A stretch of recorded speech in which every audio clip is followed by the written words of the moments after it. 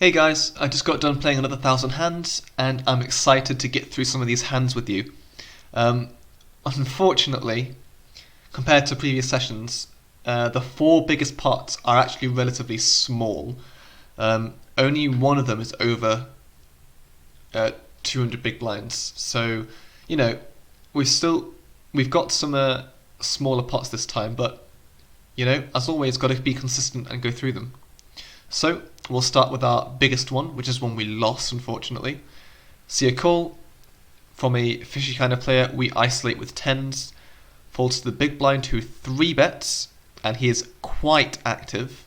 He is quite active. Limper folds, and because he's very active with a huge 3 bet, very high VPIP PFR, and because we isolated quite large and he 3 bets quite large, our 4 bet size, I think a 4 bet's pretty automatic here, 54 cents in the middle, and I think he'll pay us off with a lot of worse hands. I think a 4 bet shove just makes a lot of sense with our tens here.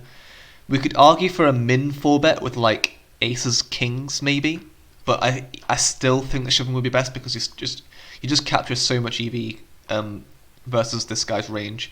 So we go with the shove, and we get pretty much snap called by ace jack offsuit. So we're off to the races as a small favourite, like 57%.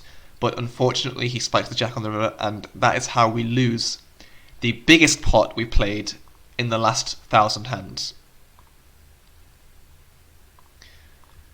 Okay, let's take a look at this one. We've already gone down to a 145 swing, so the pot ended up being 150 big blinds.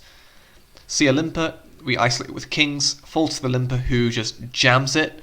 He just straight jams it, and obviously we're snapping this off. Unfortunately, we do into the limp re-raise aces strategy.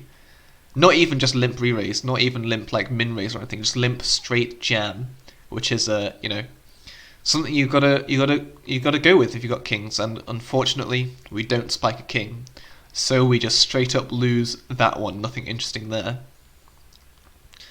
Okay, this hand we open ace king off. We get 3 bet from the big blind, which should be ringing off some alarm bells because the big blind, in my experience at these stakes so far, 3 bets not enough hands. But we've got ace king, so we do the 4 bet, and we get jammed on. Because he's not got 100 big blinds, we just have, we only have to call $1.07 more. So we need 34% equity versus his range, and ace king offsuit just has that. If his range is just queens plus ace king, then we easily have 34% with ace king off. Just something we're going to have to call off. And we are against kings. Luckily for us, we river the straight, goes runner runner, so we scoop that one for us.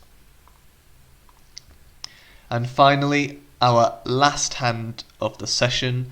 We face a limp, we ISO with ace king off, we get a call on the small blind, a call on the big blind, and the limper actually folds. This is a result that doesn't happen too often when the original limper folds, but other people get in the pot. So we're 3-way in an inflated pot, we get led into,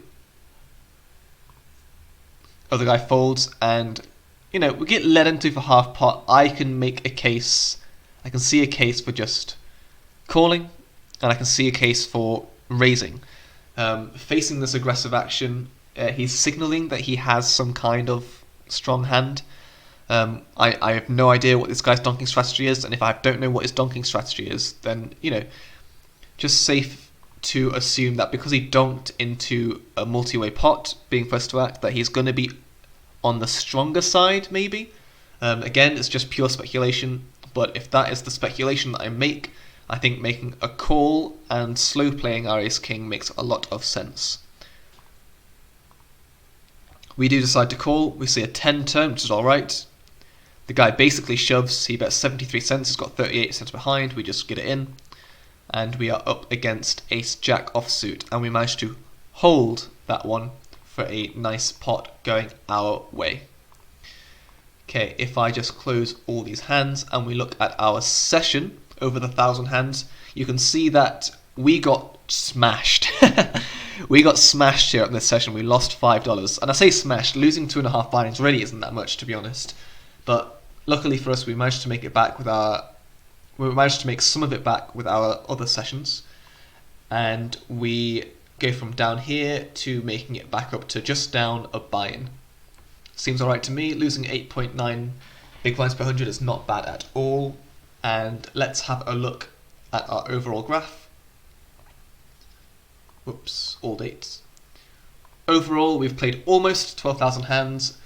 We've gotten to the $15.35 mark, which, as you know, is a bit less than what we were before, but it's fine. We've got a big blind per 100 of 6.49, and we are just straight cruising. We're just going to keep playing, keep going through hands, keep trying to be a better player, and yeah, that's all there is to poker, really. I'll see you guys in the next one. Peace.